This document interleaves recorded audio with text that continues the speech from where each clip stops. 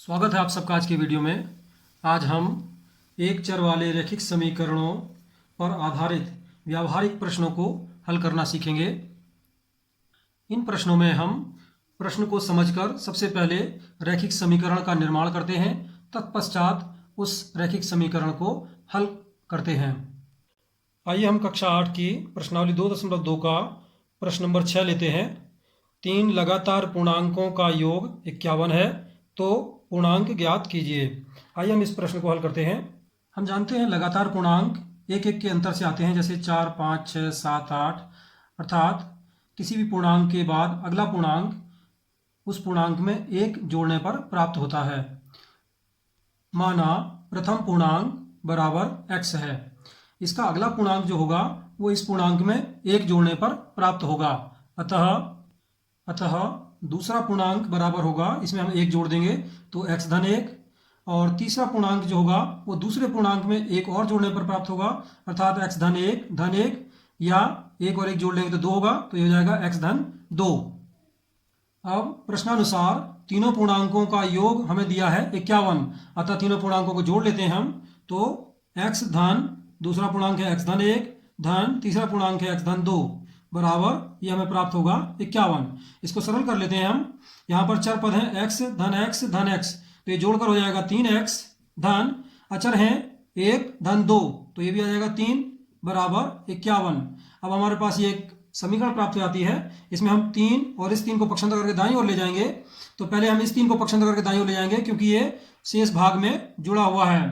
तो हमें प्राप्त होगा 3x बराबर, चूंकि 3 यहाँ पर जुड़ा हुआ है तो दाएं पक्ष में जाकर 51 में से घट जाएगा, तो 51 ऋण 3, इसे हम सरल कर लेते हैं। तो 3x बराबर आएगा, 51 में से 3 घटाएंगे तो हमें प्राप्त होगा 48। अब हम 3 को पक्षांतर करके दाएं पक्ष में ले जाएंगे। 3 से x में गुणा हो रही है, तो पक्षांतर करके दाएं पक्ष में 3 से भाग होगा, अर्थात x बराबर 48/3। 3 से 48 में भाग कर लेते हैं हम। 3 एकम 3 बचा 1, 8 तारा 18 हो गया, 3 छक्का 18। अब x का मान हम ऊपर रख देंगे तीनों पूर्णांकों में।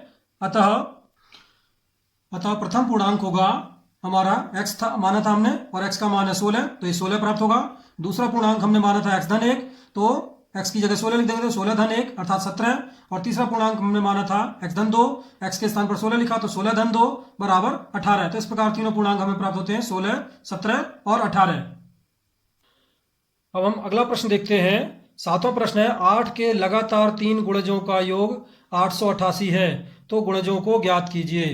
तो गुणज क्या होते हैं? किसी भी संख्या के गुणज उस संख्या में उसी संख्या को बार बार जोड़ते जाते हैं। जैसे 6 के गुणज हम लिखेंगे तो 6, अगला आ जाएगा 6 दूनी 12 है अर्थात 6 धन 6, और अगला आ जाएगा 6 × 18 अर्थात 6 धन 6 धन 6।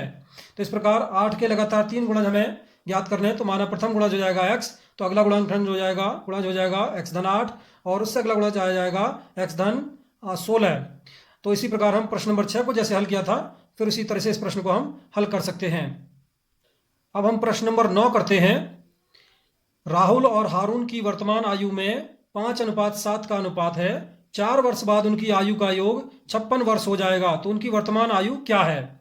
आइए इसको हल करते हैं हम। हमें प्रश्न में दिया है राहुल और हारून की वर्तमान आयु का अनुपात है 5:7। तो जब अनुपात के रूप में संख्याएं दी होती हैं तो हम क्या करते हैं, उनके अनुपाती संख्याओं में किसी चर से गुणा करके उन संख्याओं को हम मान सकते हैं। अर्थात हम मान सकते हैं राहुल की आयु 5x और हारून की आयु 7x है। अतः माना राहुल की आयु 5x वर्ष है और हारून की वर्तमान आयु 7x वर्ष है। अब इन्होंने हमें दिया है कि 4 वर्ष बाद उनकी आयु का योग 56 वर्ष हो जाएगा। तो पहले इनकी 4 वर्ष बाद की आयु निकालेंगे। तो ध्यान रखें हम कि जब किसी व्यक्ति की 4 वर्ष बाद की आयु निकालते हैं तो उसकी वर्तमान आयु में 4 जोड़ देते हैं। यदि 4 वर्ष पूर्व की आयु निकालते हैं तो उसमें हम 4 वर्ष घटा देते हैं। तो राहुल की 4 वर्ष बाद की आयु हम निकालेंगे और हारून की 4 वर्ष की बाद की आयु।